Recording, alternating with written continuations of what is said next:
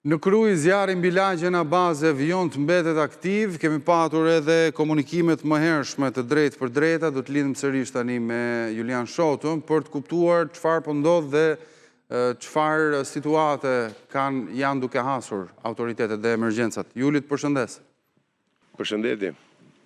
Atëherë, si paraqitet situata në lagjen a baze, kemi një largim, një ndalim apo afrim të flakëve me zonën e banuar? Situata në lagjen e baze është qetësuar disi pas ndërhyrjes së helikopterit pra i cili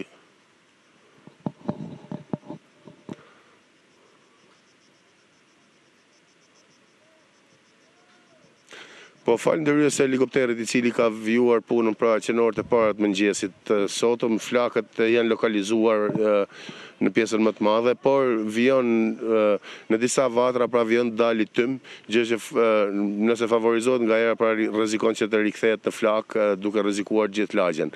Gjatë natës është punuar në terren pra nga toka, kanë ndërhyrë zjarr fikset, forcat e emergjencave civile, forcat e ushtrisë të ndihmuar dhe nga banorët e zonës, të cilët kanë punuar gjatë gjithë natës pra dhe gjatë gjithë mëngjesit, madje vijojnë edhe momentalisht pra të punojnë në këtë zonë me mjetër rrethanore për të lokalizuar flakët. Ndërsa helikopteri është larguar tashmë, por situata vijon tjetë mjaft e rrezikshme, pasi edhe pse nuk ka flak, pra ka vatra cilat vijojnë të nxjerrin tym, cilat rrezikojnë që nëse do vijojë të fryjë erë, pra rrezikojnë të kthehen në zjarr.